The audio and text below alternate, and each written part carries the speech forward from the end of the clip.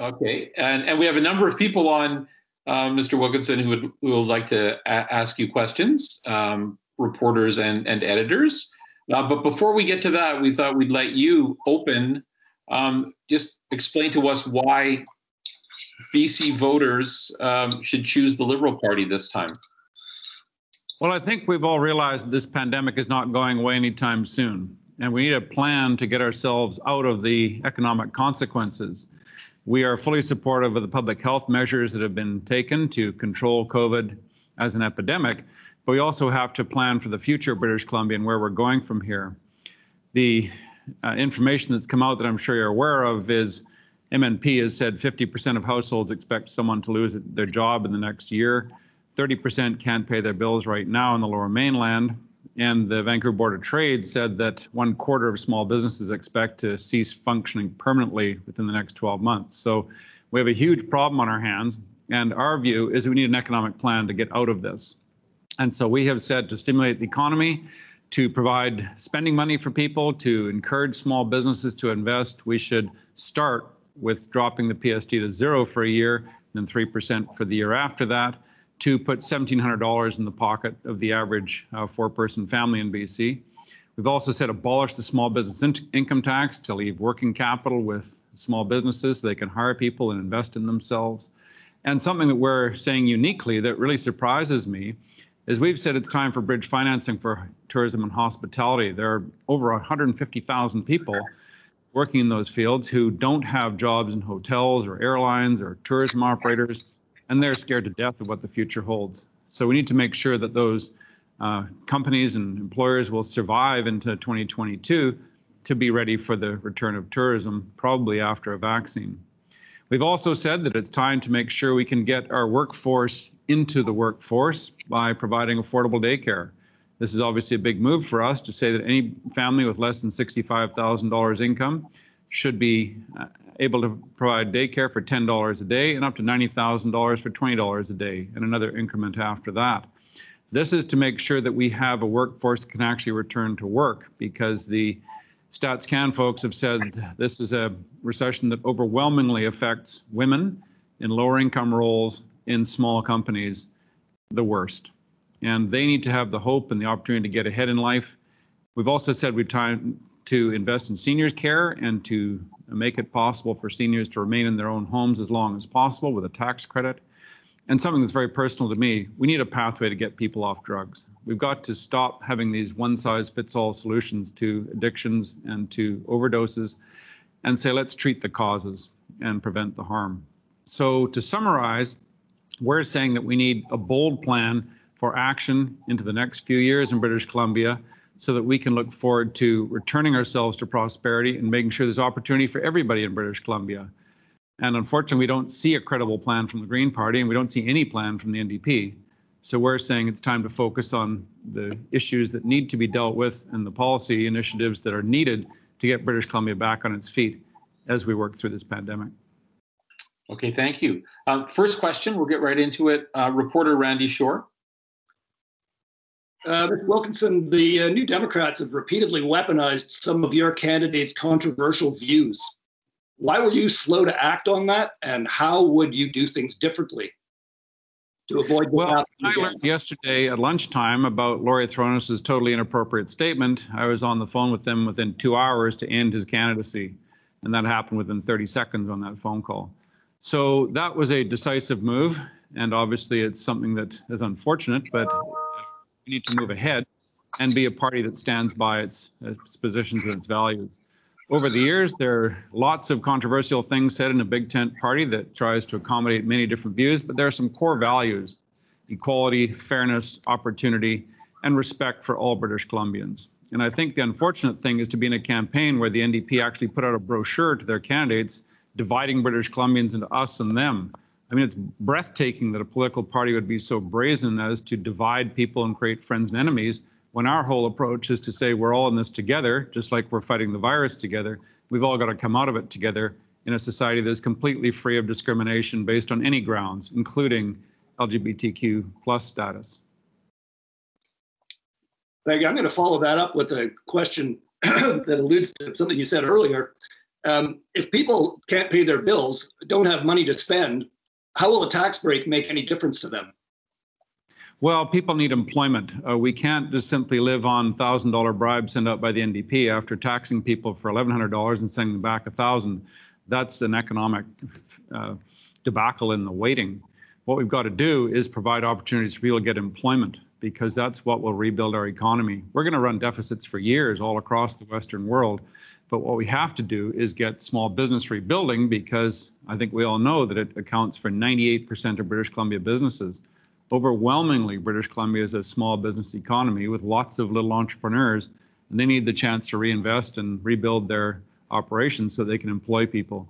We have to come out of this recession with employment, not with checks from the NDP. Okay, we'll go to Vaughn Palmer in Victoria. Vaughn, do you have a question? Can you turn up the volume? I'm having trouble. I've looked over the platforms of all three parties in this election, and it's very different times we're in, but I think it must have been very easy to draw up election platforms, because you can promise anything. In the past, election platforms have always been constrained by an acknowledgement of the very tough decisions that are ahead, and the fact that you have to think about a balance between revenue and spending. Strikes me more than anything in your platform, the Liberal platform, that there is really only limited acknowledgement, almost none, that all of this is going to have to be paid for someday, and no acknowledgement that I can find of how you intend to square up the books. Well, I think it's a valid question, and we have said for a few days now that our goal would be to balance the budget within 5 years of a vaccine. And I think we are all familiar with the level of deficit spending that's going across everywhere in the Western world. The federal government had spent $11,000 per capita by midsummer and is running a very large deficit this year. And we think at the provincial level, the idea that 5 million people can essentially borrow $1,400 in the annual reduction in PST is actually a good investment in our future and in British Columbians. Government can borrow at extremely low interest rates right now. And so just like in the Depression, it's incumbent on us to say, what can we do to stimulate and build this economy? And things like the Massey Tunnel Bridge replacement are a perfect example where you can actually get the project going immediately and provide a lot of employment for people in a necessary project that's really an investment in our future. So yes, there will be deficits. There'll be deficits to encourage infrastructure spending, and there'll be deficits to encourage reinvestment like the PST cut. But that's a necessary step to get us back on our feet. If there was a lesson from the 1930s and World War II, it was we got to invest in our people when the time comes like this, and it means deficit spending, and low interest rates are actually a very fortunate thing for us. So you mentioned the 10-lane bridge that you're promising in this platform. This design was rejected by area mayors on both sides of the river.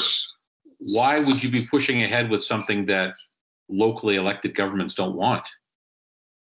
Well, the 10-lane bridge was actually went through the entire environmental approval process. It was actually under construction, and $95 million was spent, and there's 6 kilometers of preload sand that's still out there covered in weeds that the NDP basically discarded. They threw away the opportunity to get a very good deal on that bridge, and we think because it's already been approved, it needs to go ahead. Their concept is an 8-lane, 500,000 tons of concrete tunnel underneath the Fraser, which the Musqueam and the Tsawwassen have said will never happen, which would mean decades of litigation and possibly major damage to the Pacific salmon runs because of all the compacting work that we need on the bottom of the river. We had an approved bridge. It was already under construction. We say it's time to be decisive and get on with the project. Well, you're right. It was under construction, but you didn't answer my question. It's not supported by the mayors. What does that tell you about your relationship before you've even taken office with the local mayors? Well, we're happy to work with the mayors. And one thing we have said is that the Steveston Highway interchange would have to be somewhat revised because of local concerns in Richmond, and that's designed to address the concerns of Richmond Council. But the crossing needs to be replaced. It's going to be replaced with something, and we say it's timely to get on with it because it needs to get done to relieve the biggest traffic jam in Western Canada, and it's also a big economic stimulus, not only for the people lined up in the traffic jam, but also for the people to construct the bridge. You also, sort of in the same vein, promised to pause the transition of policing in Surrey. Where did this come from? No, until this announcement, I can't find you or any Surrey Liberals raising even the slightest concern about the transition to a city police department. Well, that's the attraction of elections, is you get out and meet people on the doorstep. And we were surprised at just how strongly people felt on the doorstep throughout Surrey, saying they didn't know what's going on with this police transition, and particularly they didn't know the cost. Their query is, how much is it going to cost? Why doesn't somebody tell me? And our response from our candidates was to come to the central campaign and say, you know, people are very concerned about the lack of transparency. They don't know the cost of this project, and they would want to have a say once they know the cost. So we said to ourselves, you know, it makes perfect sense to listen to the people of Surrey on this. If it's their number one issue, then let's give them a chance to have a say in it. First of all, get full, transparent information out there. Secondly, have a referendum so the people of Surrey can decide on this. So this is a case where both Surrey and the Massey crossing, you're promising to overrule the decisions of locally elected mayors and councils. So is this the kind of top-down decision-making we'd expect from a Liberal government? Well, those are two exceptional cases where they're high on the top on people's minds. And the bridge needs to happen one way or another. And our premise is, well, let's get on with it. It was already under construction. So the mayors have to be worked with, but at the same time, when the project was already under construction, it had been dealt with. In terms of the Surrey referendum, it's rare to find one issue that is actually top of mind for everybody you talk to. And that's what we were finding on the doorstep in Surrey. And you have to respect the will of the voters in those issues. Okay, a question from columnist Daphne Brahma.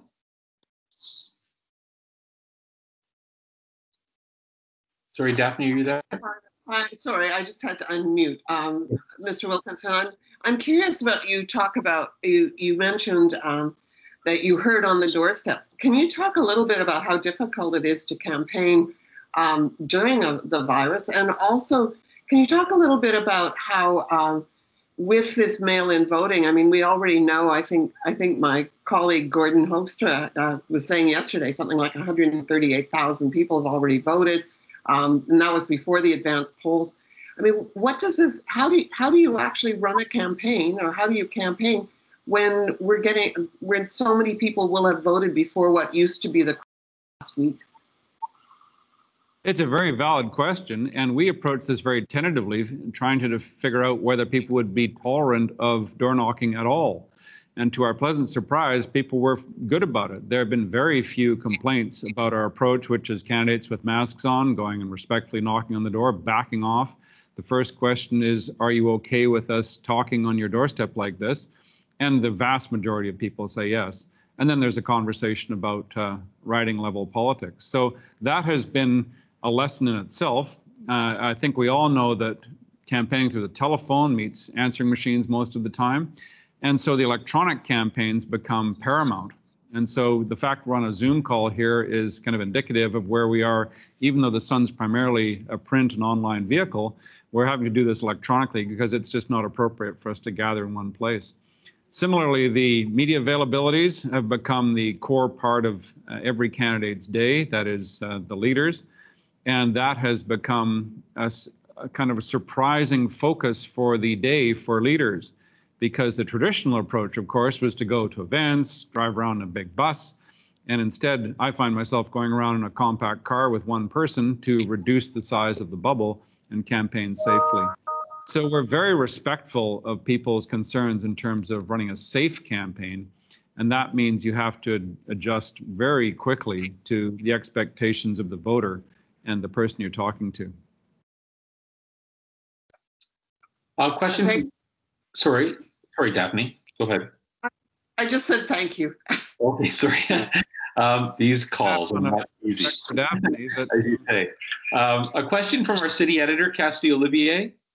Oh, hi, Mr. Wilkinson. I just want to back up a bit to kind of go back on a point Randy had first raised at the beginning of this. One of your main lines of attack against John Horgan centers on trust, and British Columbians, or to your point, that they can't trust him.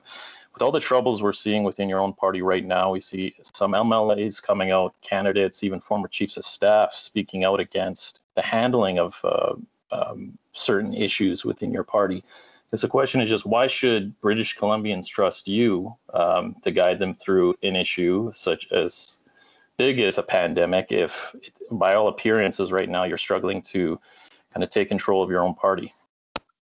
Well, the party internal matters have been dealt with pretty quickly, and we're trying to get the issues back onto what voters in our experience are concerned about, which is where the economy is going and how they're going to get through this pandemic. And our concern with Mr. Horgan, of course, starts with his double cross of Sonia Furstenau on the 17th before calling election on the 21st. That was a political tactic that I think is basically unethical. And behind that, of course, lies the issue of why are we having this election at all when they had another year in the confidence and supply agreement, which would have tided us through what is probably going to be the peak of the pandemic. And combined with that is the fact that every other province put out their economic recovery plan in June or July. John Horgan very cynically held his back until the day before an election. I mean, what kind of person does that? We have 150,000 people unemployed in hospitality and tourism. They were looking for some relief from that package, and all they got was a consultation process. So I think they're very valid questions about whether you can trust John Horgan with the governance of British Columbia. We deal with our internal matters as expeditiously as we can and try to bring the conversation around to what affects the people we're seeing on the doorstep. They're worried about whether they're going to have a job in 6 months. You have another candidate who's under attack again this morning. So I do think it is a valid question back to you as well, though. How can British Columbians trust you if it seems like you can't even get your own party under control? Well, I don't think it's so much a matter of personal trust. It's a matter of how we deal with these things. And yesterday I dealt with the Thrones situation very decisively and quickly. And this new situation apparently is about some written work, and I haven't any familiarity with this written work. And it raises the issue of, is it okay to have different opinions in our society? And I expect that all of you would concur that the idea of some written work being criticized, one would want to have a look at it before forming an opinion. So I'm not familiar with the issue this morning, but I gather the NDP are criticizing one of our candidates over something that she read in the past. Okay. Questions? I'm here again, Harold. Okay, thanks, Vaughn. I just want to go to Gordon Hoekstra, reporter, for a question. Gord, do you have one?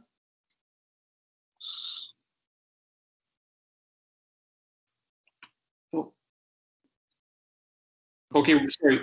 Vaughn, we'll go back to you. Vaughn?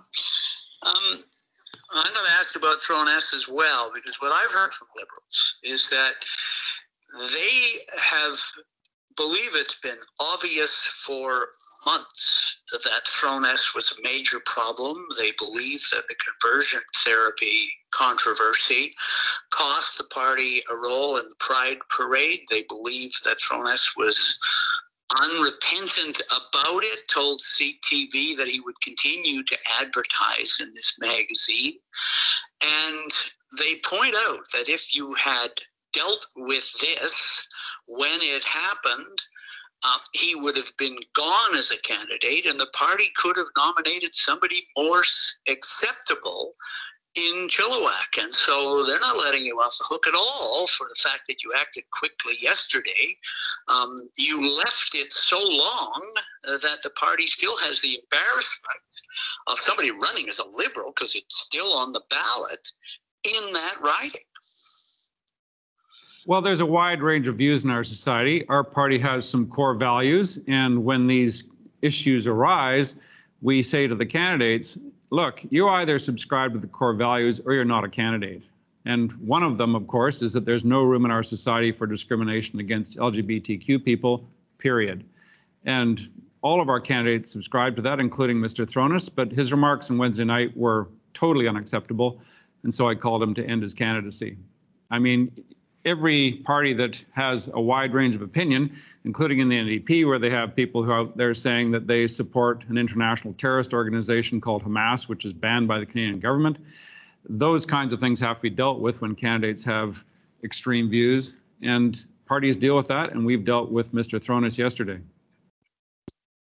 I would say that I can't think of something that would be more offensive to a gay person than conversion therapy, which actually threatens their health and well-being mentally and physically. And yet, can you point me to any evidence that Thronis ever disavowed conversion therapy? And if there is no evidence that he ever did it, why didn't you dump him as a candidate back then when you could have done it and you'd have been rid of it? Well, this issue comes up, and I've actually asked for a review, and it turns out that Mr. Thronis never did support conversion therapy in a public forum. What happened was advertising in a magazine that later published an article about it, just like the NDP advertised extensively in a magazine that published an article saying that COVID was brought to North America by fornicators, adulterers, and abortionists. So being somehow affiliated with a magazine through advertising is something we said last fall was not acceptable, and that became our position, and the advertising ceased. I still can't point to any evidence. I'm not aware of any evidence. I know a number of my colleagues tried to get Thronis to do an interview and disavow it. He never did. And it's clear that he cost your party the Pride Parade. Wasn't that enough to dump him? There's been controversy about the Pride Parade for many years, and we've been actively involved in Pride Parades in Vancouver, Kelowna, Victoria when the opportunity arose. So I think the point being that this is a party that actually has to embrace LGBTQ people as citizens of our society and assert that there can be no discrimination against them. That's a core value of our party, and all of our candidates subscribe to that, period. And so Mr. Thronis was told that long ago, and he said, yes, he completely subscribes to that position. And so he was allowed to continue on. But what happened Wednesday night was intolerable, and so he's gone. Okay, thank you. Let's go back to your platform for a moment. And you promised to hire someone to review all the taxes brought in by the NDP, but you must know which ones you want to reduce or eliminate. So why won't you tell us voters before the election? There's a lot of noise in the line. I only heard about half that question. I don't know if people know. So you're promising a tax review if you are elected. But I was saying you must already know which taxes you want to reduce or eliminate that were brought in by the NDP. So wouldn't it be better for you to come clean with voters before the election? Well, I think we all know that, and sorry, there's still a lot of noise in the line. I think we all know that the 23 new and increased taxes brought in by the NDP make life more difficult here. It's not exactly more affordable in British Columbia, as we've seen with housing prices going up dramatically in the last year. It's clear evidence of a failed affordability program on the part of the NDP. So what we've said is it's time to immediately reduce the PST to zero, abolish the small business income tax, and then have a review of things like property tax, because long before COVID, all of us knew of businesses in Vancouver that failed because they couldn't afford the property taxes. So we've said it's time to look at things like split assessments so that the little small business on the ground floor isn't paying taxes on the empty airspace rights above the building. So that kind of thing invites a review of taxation. I think it's an entirely appropriate thing to review the package of NDP taxes to see if these are optimizing our economy or whether they're dragging things back. So you don't know yet. You sat through, you were there when they approved all these increases or new taxes. So you knew at the time whether you supported them. Surely you could tell us now which ones you're going to eliminate or reduce. Every issue that comes before the legislature needs to be properly debated. And the issue when moving into governance is what is the appropriate mix? Governments require revenue, it's acquired through taxation. And one example we've said is the NDP's so-called speculation tax is actually a phony tax. It doesn't actually accomplish anything. So we've said replace it with a proper speculation tax that would be a capital gains tax on the flipping of paper condo contracts. Because we all know that's what happens in a rising condo market like we have today. 10% increase in condo prices in the last year. So the younger families who are trying to get a place in a condo are continually being squeezed out by people purchasing the contract and then cranking up the price before the building construction even starts. So we've said that's the kind of thing you tax with the speculation tax, not the cabins dependent on septic tanks and with no running water, because 2/3 of the NDP's speculation tax is paid by British Columbians. Okay, back to Randy Shore. Thank you. A question, Randy?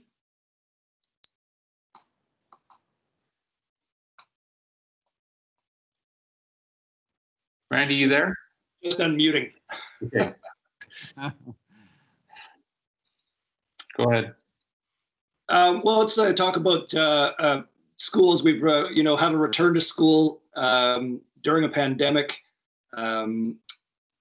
It's proving to be considerably more costly than before because of distance learning options combined with classroom options. So what we're wondering is how many additional teachers and support staff need to be hired to continue to do this through the pandemic, and where are you going to find them? This is a very good point. And we take this right back to April when we said there's going to have to be a fully developed distance learning mode in British Columbia. On May the 4th, the NDP cut the distance learning budget by $12 million and excluded thousands of students by doing so. And we said that makes no sense at all. So through the summer, there was a lot of anxiety about this. People were worried about return to school. And I think we're seeing that now with these new cases coming out in schools and parents asking for a lot of transparency to avoid the social media fire that happens when someone alleges something in a classroom, then everybody knows within 5 minutes because of social media. So there are a number of things that are going to have to be accomplished. Figuring out the right level of disclosure about school outbreaks, figuring out how we're going to get the balance between distance learning and regular classroom learning. And I was actually in Surrey last Tuesday, and there was a student there doing grade 3 online in the campaign office with the teacher there. And so there's clearly going to have to be a mix of online and classroom for the foreseeable future. And our concern is the NDP basically failed to address that at all. Left it up to school districts. There's no funding provided. One thing we said in the midsummer was, the school system budget is $7 billion a year. If you divide that by the 200 instructional days, it's about $35 million a day. And given that school wasn't in through the spring, they saved a lot of money on facilities costs and so forth.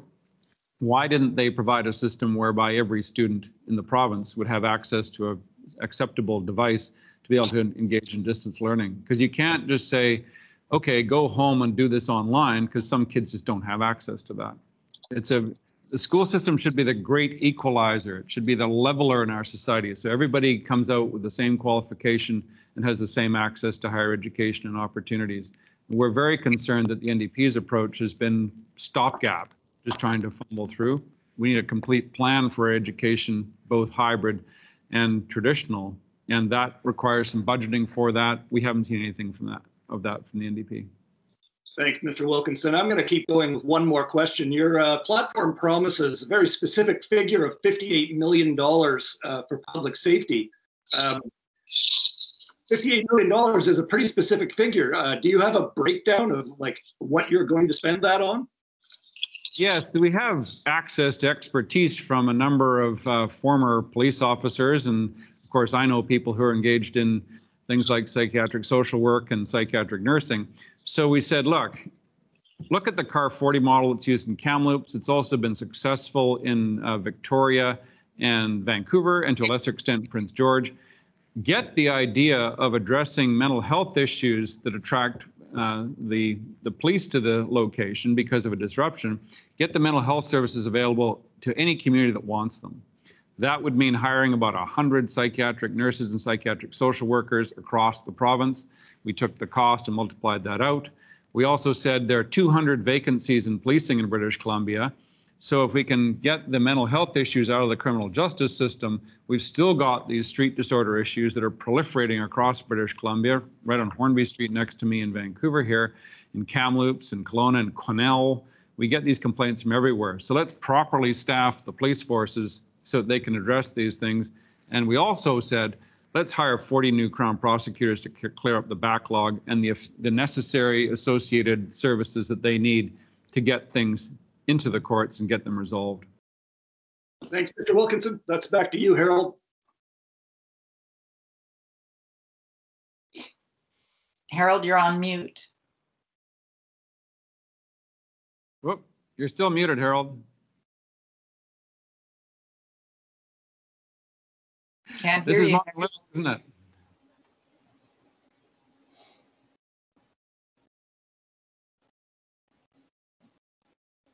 Oh, Maybe frozen out.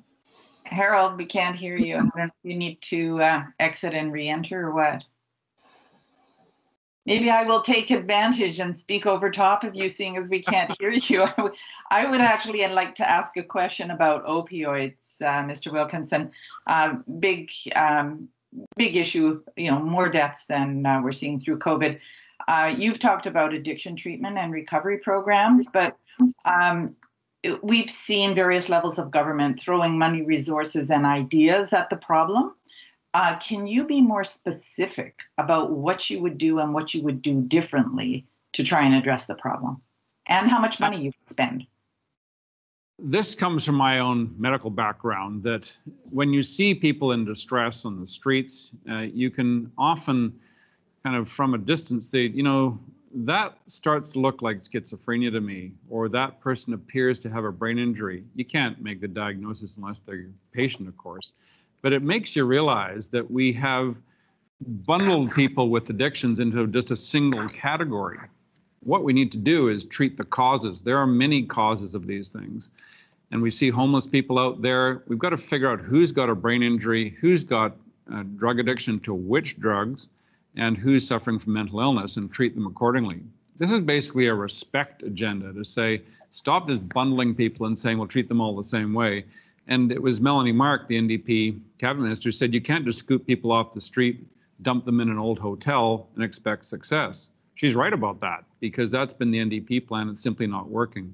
The NDP have also been focused very heavily on harm reduction, which has its merits, but they seem to have forgotten all about treatment and prevention. And in terms of treatment, we talk about recovery.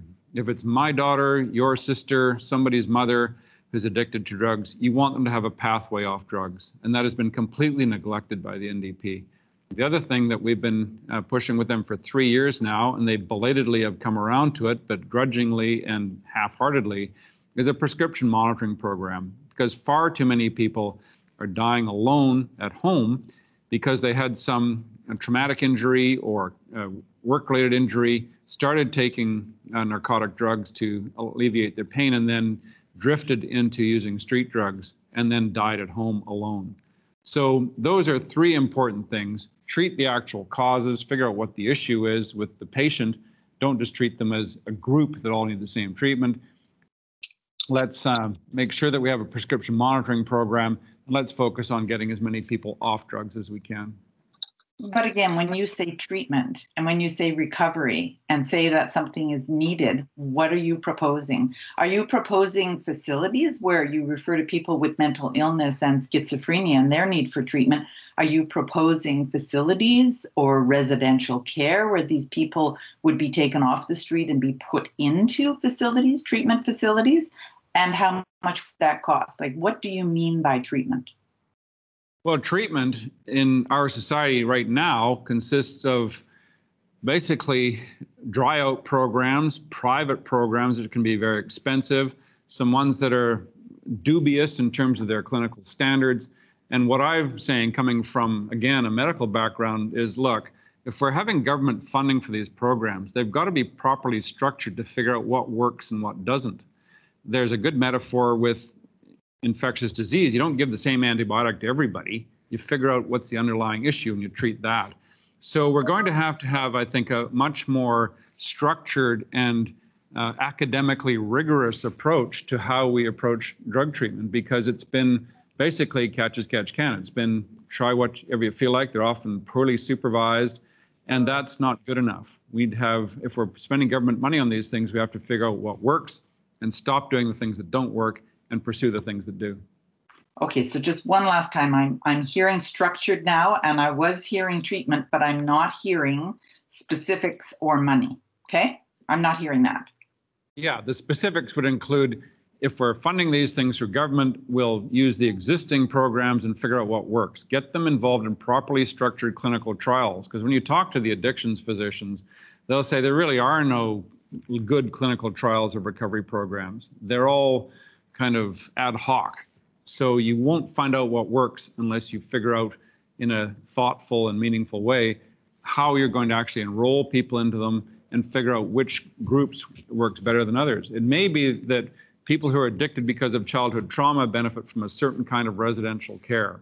It may be that people who have brain injuries and have drug addictions benefit from a completely different kind of outpatient care. Nobody knows because it's never been properly investigated. So rather than just continue to spend money ad hoc, we say, do appropriate clinical trials, figure out what works, stop doing the things that don't work, and support the things that do. All right, thank you. Can everyone hear me now? I'm sorry, I was We can. frozen out there. Back to Cassidy for a question. I'll let Gord quickly jump in. I think he was trying to get one in. Okay, Gord, go ahead.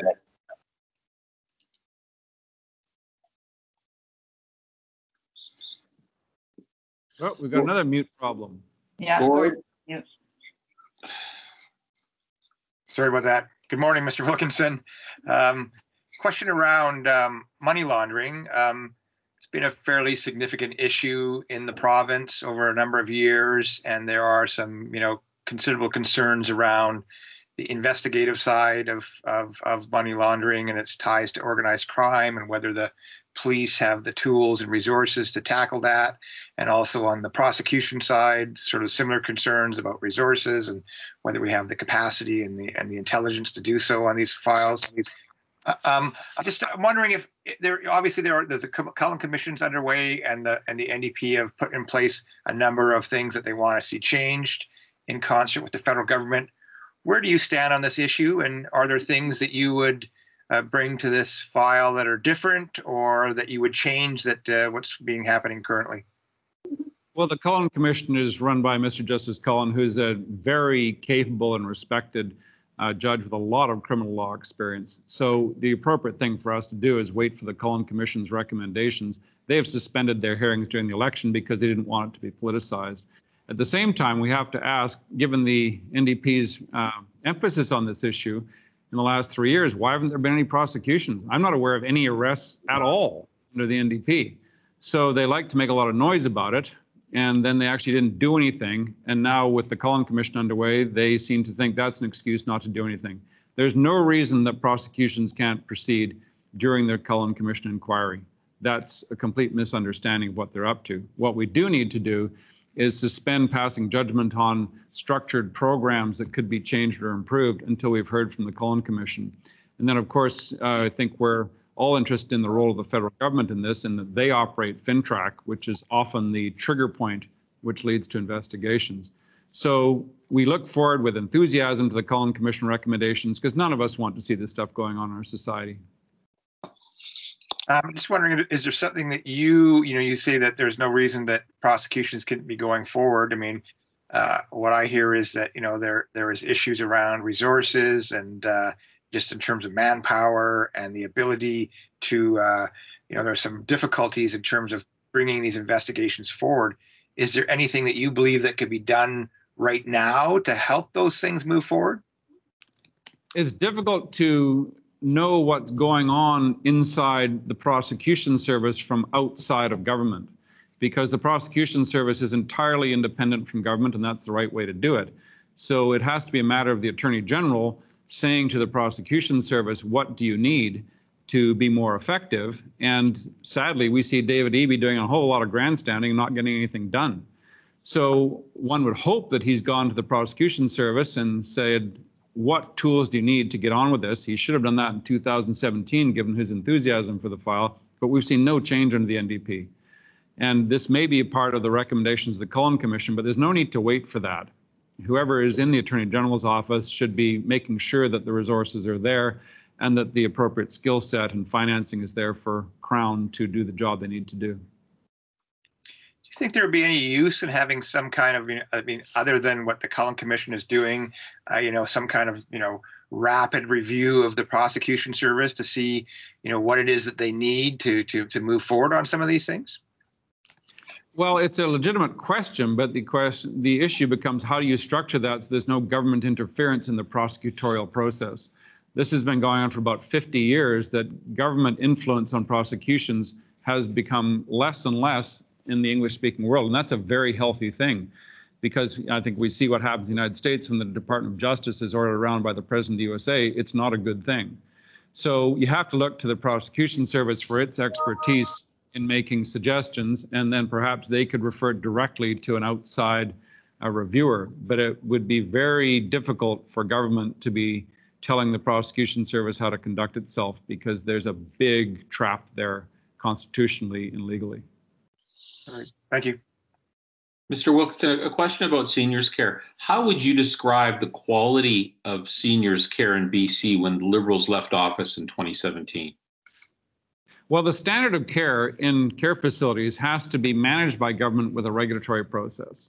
And I think what we've seen with the pandemic is it came as a rude surprise to too many people that these facilities were not ready for a large-scale viral epidemic. They've dealt in the past with things like Norwalk virus, and that has caused a fair amount of grief in these facilities, but the infection control structures weren't sufficient. So we have called for the need to review the long-term care services, whether public or private or whoever is providing them, and make sure that there's the appropriate degree of infection control there, and also make sure that we're making available private rooms for anybody who wants them in long-term care.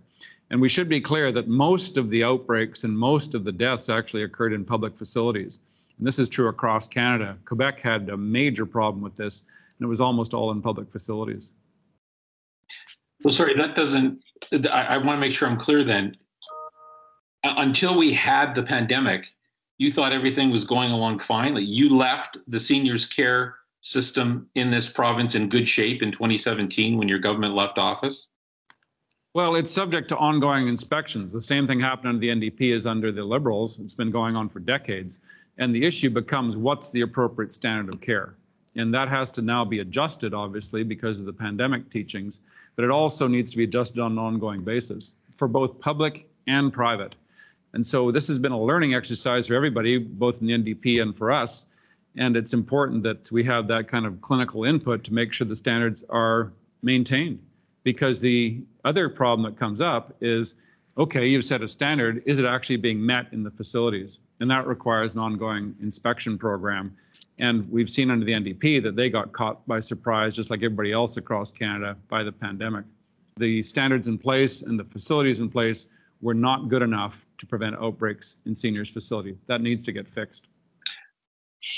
Before the outbreak, the seniors advocate, though, was highly critical of the hours of care being offered in care facilities. And that was a problem that dated back to the Liberals' time in office.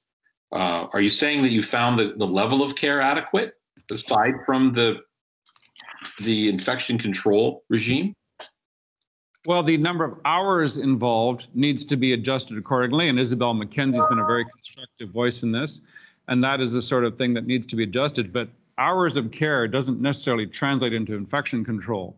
No. These are two separate channels that need to be dealt with simultaneously as we talk about improving our seniors' care. And we've asked for a thorough, independent review of long-term care to make sure that we don't fall into this trap again. Because the worst thing that could happen is that we end up with another pandemic and haven't put the necessary procedures and standards in place to make sure it is avoidable. Seniors are very vulnerable in these facilities because they don't move around very much. They're exposed to other seniors who may also be compromised. So this is from my own clinical experience, that these are scenarios where people are vulnerable and need the right, not only hours of care, but the type of care and the type of facility. So there are three different angles on it: hours of care, the nature of the care provided, and the facilities they're in. All of those need to be reviewed now. Okay, thank you. Back to Cassidy. Olivier, do you have a question, Cassidy? Yeah, it was just more of a personal observation that stuck with me, so I'm just going to go ahead and ask. In both debates, both leaders, both the other leaders opened with acknowledgements that they were on traditional territories. You didn't, and I was just curious as to why, if it was just an oversight or it's a personal choice or what. It stuck with me again, given the race and racism question that came up in the debate, and also your own personal narrative, which involved work within the First Nations communities. Yes, that was an oversight on my part, and of course, I believe I was first up and neglected to recognize that we're on the traditional territory of the Musqueam, Tsleil-Waututh, and Squamish First Nations. And the irony is that the Musqueam First Nation is in my reserve, and I have an excellent relationship with the Chief Wayne Sparrow. And so I expect to be kicked in the shins by him for that oversight. But Wayne and I have a strong enough relationship that he's understanding of these things, and I will hope for his understanding that I neglected to mention it. It happened at both debates, correct?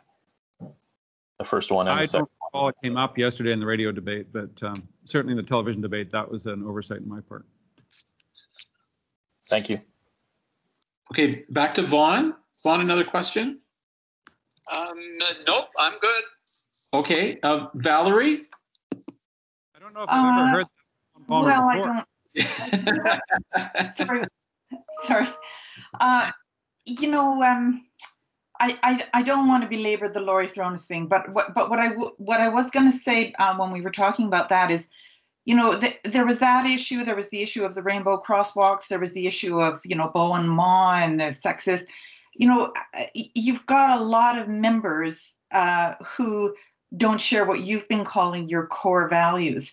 And I guess it just underscores really the difficulty of being, a party that is, not too far left, not too far right. I don't know. But the question in my mind is something like, is this latest development with Thrones really not indicative or symptomatic of a kind of a profound structural problem in the party, which would lead voters to go, what am I voting for?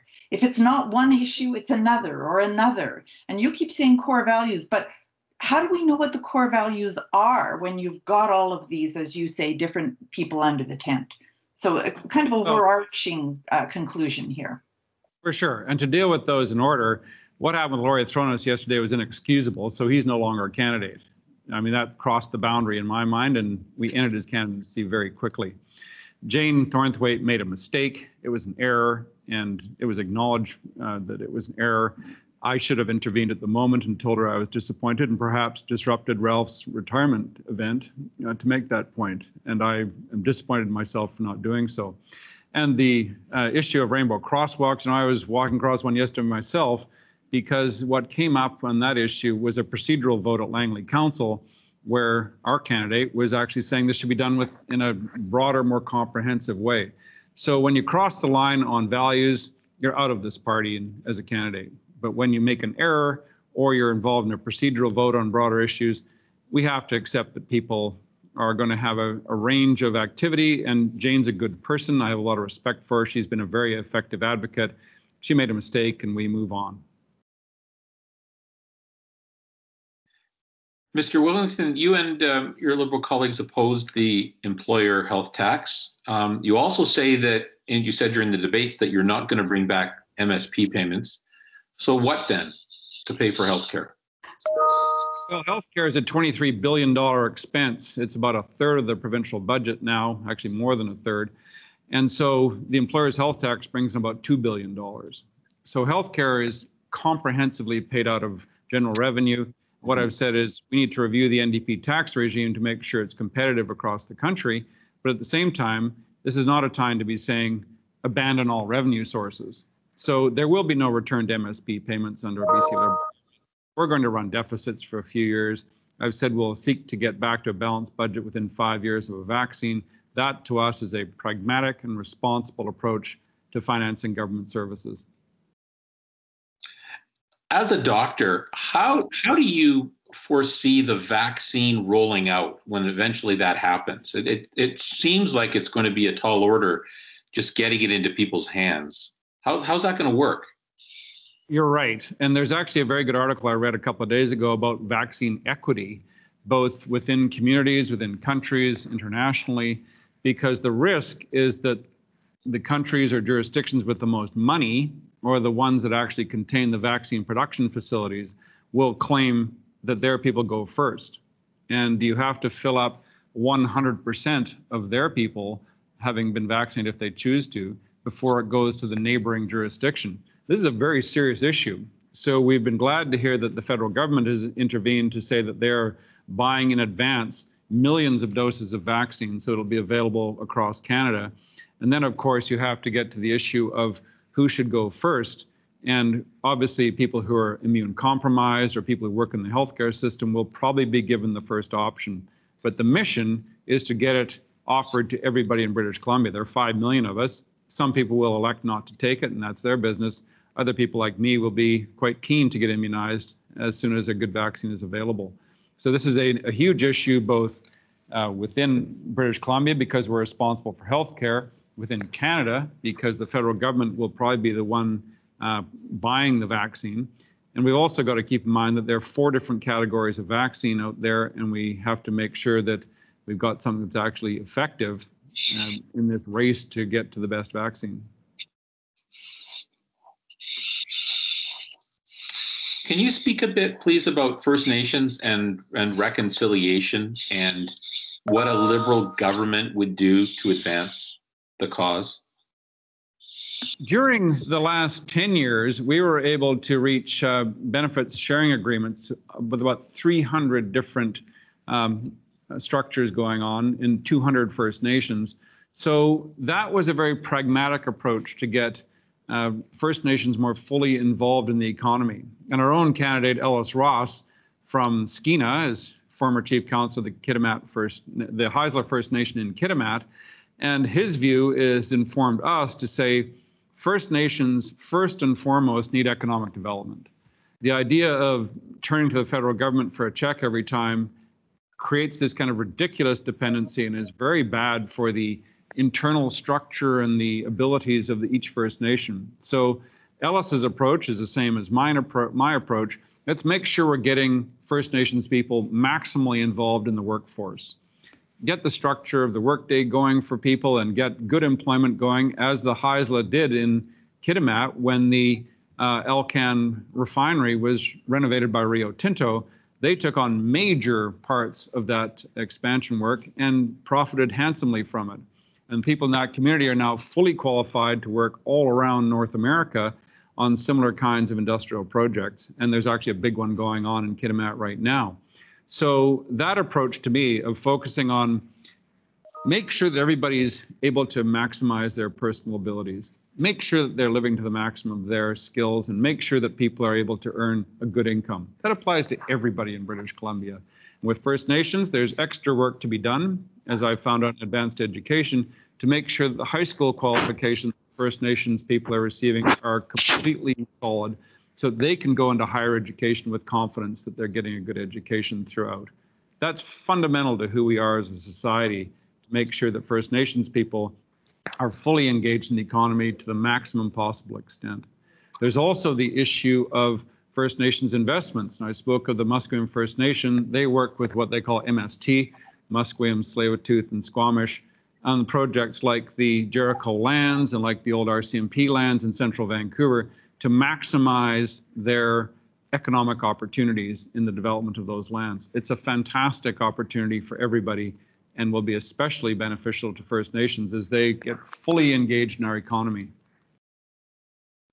I do want to go back to something Vaughn asked about near the beginning, because it really is striking going through the Liberal platform and seeing $31 billion in capital expenditures, $10 billion plus in tax cuts, and you're already at over $40 billion over 3 years, and that's without a bunch of unknowns, like, you know, with a bunch like the full impact of the pandemic and the true cost of Site C. So how do the children and grandchildren of this province ever recover from this level of debt? Well, this is much like a wartime economy. I think when you get that information coming in from Vancouver Board of Trade saying that 1/4 of small businesses expect to close permanently within 12 months, that's a huge wake-up call that we've got an economic mountain to climb. And when the MNP survey came out, I think it was last Tuesday, saying that 50% of households expect one of their members to lose their job in the next 12 months, that 30% of households can't pay their debts right now. We have an enormous economic mountain to climb, and the job of government is to responsibly engage in that, to make sure that we're providing the environment in which small businesses can get by, thrive, and prosper, because we're going to have to grow our way out of this. GDP is way down all around the world, including here in British Columbia, and we've got to reverse that trend and get growth going again. Otherwise, we're going to be saying to an entire cohort of the population, including the young people under 25 who have a 30% unemployment rate, sorry, you missed your chance. That's not good enough. We have to give people the chance to get ahead. We have to give people the chance to be successful and not just watch people languish in chronic joblessness and poverty. Mr. Wilkinson,